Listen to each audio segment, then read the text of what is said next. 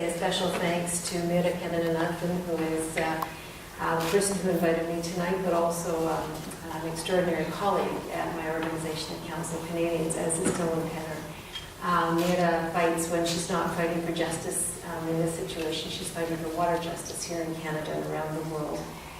I'm very moved, as I think anybody in this room is, and anybody who would see the video that we just saw, by the terrible images of that genocide and that horrific set of attacks that we just saw.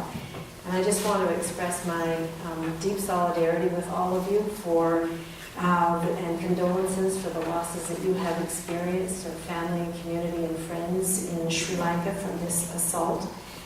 I know that close to 300,000 Tamils are now in internment camps, and Secretary General Ban Ki-moon, when he visited these internment camps, has said he had never seen anything as terrible in his whole life, and he's seen some pretty horrible places and conditions.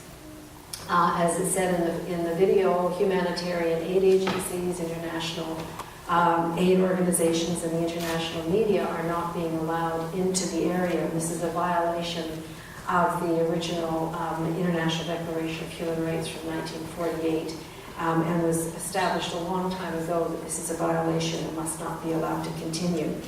This must end. International aid and international media and international observers must be allowed into these territories to see for themselves what is happening, and if the government of Sri Lanka says nothing terrible is happening, then why will they not allow the international media to come in and verify this for themselves? The Sri Lankan government must also take all measures to return Tamil detainees to a peaceful and safe homeland. And I guess the thing I'd like to end by saying to you is that the only consolation I can give you is that through the last few months, the whole world has become aware of the situation here. A world that didn't know very much about the Sri Lankan situation and about the plight of the Tamils now knows more, and that's due to the very courageous acts of you in this room and the people, Tamils and other supporters from around the world who have stood up and taken the very strong position you have. And now ordinary people, ordinary Canadians around the world, people around the world in their communities know what the struggle is about.